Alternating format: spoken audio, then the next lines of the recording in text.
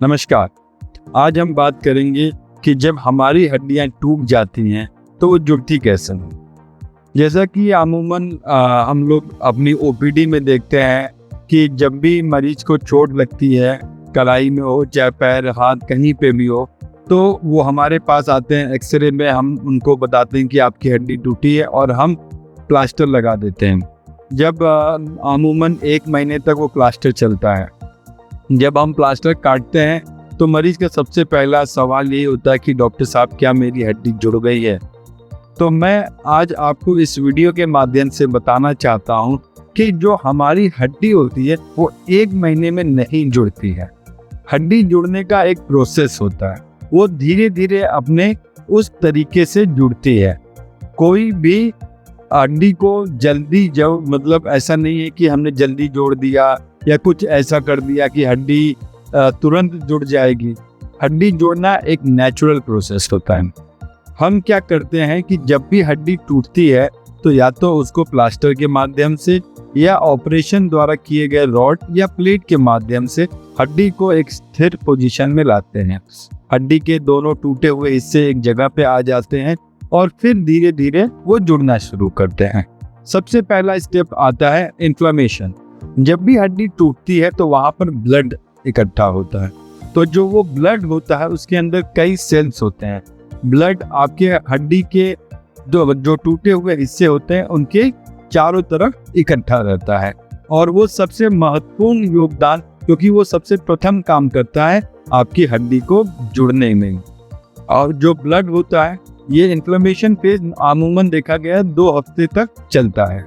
उसके बाद आता है सॉफ्ट कैलस, जो कि अमूमन हम सबसे पहले एक्सरे में देख सकते हैं।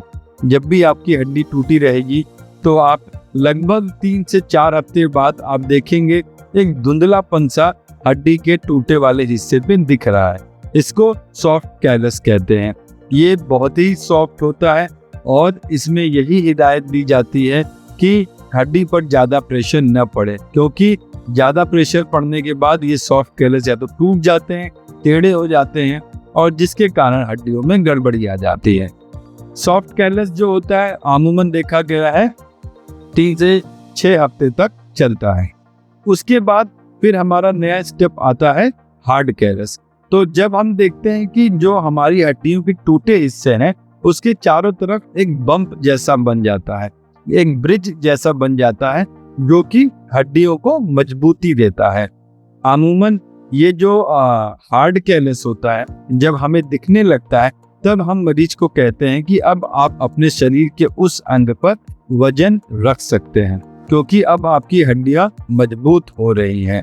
बहुत बार ऐसी जगह फ्रैक्चर होता है जहां जिसके ऊपर मसल्स नहीं होता।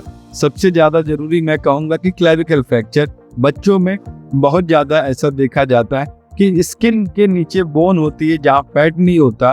तो बहुत से लोगों में ये डर होता है कि सर हड्डी में गांठ बन गई है, पर वो गांठ नहीं, वो हार्ड कैलस होता है। हार्ड कैलस जो एक अच्छा पार्ट होता है और वो धीरे धीरे खत्म भी हो जाता है। हार्ड कैलस के बाद जो फाइनल स्टेप आता है वो है रीमॉडलिंग। रीमॉडलिंग कई महीनों तक चलती है।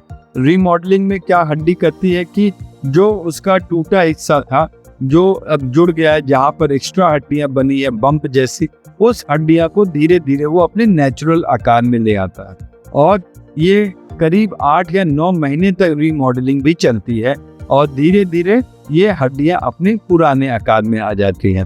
तो मैं आप सभी से यही कहूँगा कि अगर आपकी या आपके जानने वाले किसी की भी हड्डी टूटती है तो ये बिल्कुल मत सोचिएगा कि प्लास्टर कटते ही मान हड्डी आपको जुड़ी हुई मिलेगी। प्लास्टर उसी समय तक दिया जाता है जब तक हड्डी में एक सॉफ्ट कैलस ना बन जाए, हड्डी स्टेबल ना हो जाए। एक बार जब हड्डी स्टेबल हो जाती है तो हमें प्लास्टर निकाल के फिजियोथेरेपी स्टार्ट करनी पड़ती है, क्योंकि अगर सही समय पे हमने फिजियोथेरेपी नहीं स्टार्ट किया तो हमारे जॉइंट में स्टिफनेस आने लगते हैं, हमारे जॉइंट का मूवमेंट कम हो जाता है। तो मैं आप सभी लोगों से यही बताना चाहूँगा कि आप ये मत सोचिएगा कि 1 महीने में हड्डी जुड़ जाती है, और अगर आपकी हड्डी नहीं जुड़ी है तो आपको परेशानी का समय नहीं, उसका जुड़ने का एक नेचुरल प्रोसेस है और वो धीरे धीरे जुड़ जाएगी। तो अगर आपके साथ कभी भी ऐसा हो तो बिल्कुल भी घबराने की ज़रूरत नहीं। धन्यवाद।